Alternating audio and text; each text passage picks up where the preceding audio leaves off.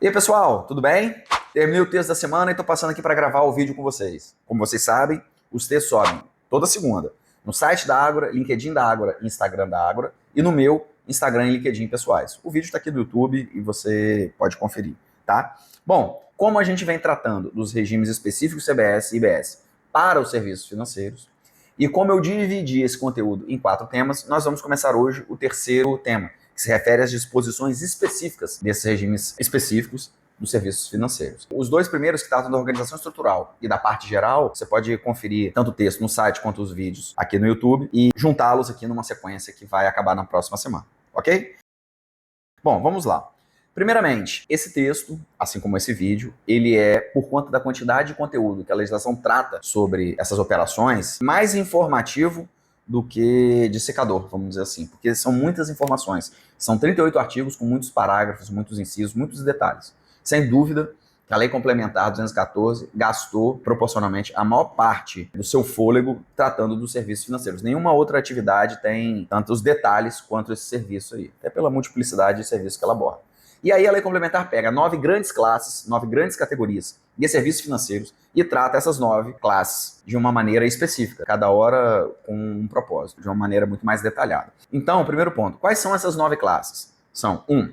As operações relacionadas a crédito, câmbio, com valores e títulos imobiliários, securitização e fatorização, arrendamento mercantil, administração de consórcio, gestão e administração de recursos, inclusive fundos de investimento, FGTS e demais fundos, garantidores e executores de políticas públicas, arranjos de pagamento, atividades de entidades administradoras de mercados organizados, infraestrutura de mercado depositárias centrais, seguros, resseguros, previdência complementar e capitalização e serviços de ativos virtuais. Então essas 9 classes que estão ali na Lei Complementar 214, do artigo 192 ao 230, que eu vou falar brevemente com vocês. Então, mais uma vez, o texto e o vídeo são estruturais, para a gente entender quais são essas atividades e aonde estão as variantes, as especificidades delas dentro da própria Lei 214, mas vai ser necessário você ir lá e consultar a legislação se quiser entender com mais minúcias, tá bom? O primeiro grupo de serviço financeiro é aquele relativo às operações de crédito, de câmbio com valores e títulos imobiliários, de securitização e fatorização.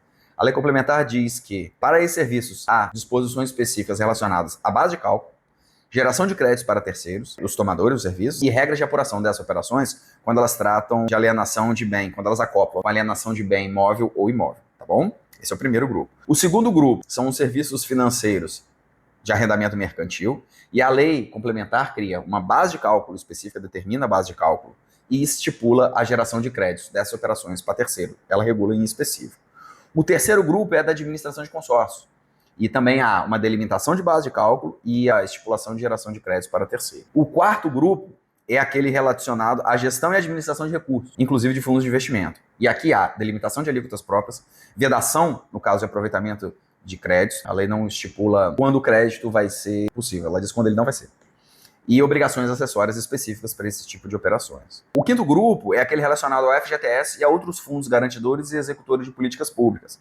Aí a lei vai tratar com uma certa minúcia a fixação de alíquotas, a caracterização de não contribuinte no caso do FGTS, a caracterização de quais operações relacionadas ao FGTS são tributáveis, a aplicação conjunta de regras do regime específico de operações de crédito, câmbio, títulos e valores naquelas operações relacionadas pelos agentes do FGTS e a não incidência sobre as operações desses fundos garantidores e executores de políticas públicas de CBS e IBS. Então, tá lá. Vale a pena ler tudo, pessoal. Reforço, tem que ler, que é muito detalhe. A sexta atividade financeira que tem disposições específicas é aquela relacionada aos arranjos de pagamento. E ali, a lei complementar, que é uma novidade, né? Até a própria figura do split payment da reforma tributária vem dessa incrementação financeira das formas de pagamento que, no final das contas, são denominadas de arranjos de pagamento. Em tese, o split é isso aí, né? Quem trabalha no setor sabe. Bom, o que a lei complementar fala? Fala de caracterização das operações tributáveis por esses serviços financeiros, a delimitação das suas bases de cálculo, a determinação dos participantes das operações pertinentes a tais serviços, a geração de créditos para os tomadores do seu serviço, delega a regulamentação de algumas obrigações acessórias para o regulamento e a aplicação de alíquotas pertinentes para as operações de antecipação de valores pertinentes aos arranjos e da administração de programas de fidelidades, os pontos, né? A lei fala isso lá no determinado artigo, que é o 219A. O sétimo grupo é aquele grupo das atividades de entidades administradoras de mercados organizados, infraestrutura de mercado e depositárias centrais. E a lei faz questão de definir a delimitação da base de cálculo, geração de créditos para os tomadores de serviços e obrigações acessórias específicas. Vejam que é uma estrutura comum, né? Tudo ali dentro da regra matriz de incidência tributária e das normas jurídicas que regulam as obrigações acessórias. Ora com relação à retenção, ora com relação à prestação de obrigação de informação mesmo. Tá? Bom, o oitavo conjunto é aquele que se refere às operações dos seguros, resseguros, previdência complementar e capitalização.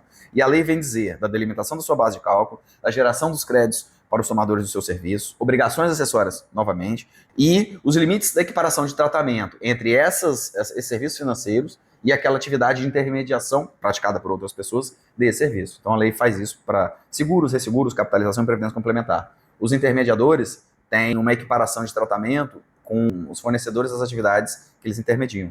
Porém, existem algumas restrições, tá? Vale a pena ler porque o simples ali está tratado diferente. E o nono serviço financeiro, vamos dizer assim, é aquele referente ao serviço de ativos virtuais, que a lei faz questão de dizer o que são ativos virtuais, estipula a sua base de cálculo e quando que esses serviços geram crédito, ou em que medida eles vão gerar crédito para os tomadores do seu serviço, ok? Então nós temos 9 classes, ora tratando de um serviço específico, né? Ou ainda que o termo seja aparentemente no singular, ele trata de uma classe, ora tratando de vários serviços em específico. Vale a pena conferir a Lei Complementar 214 e o nosso texto. Está tudo organizado de maneira estrutural para vocês, tá bom? Espero que tenha sido produtivo e que vocês tenham gostado. Vamos avante.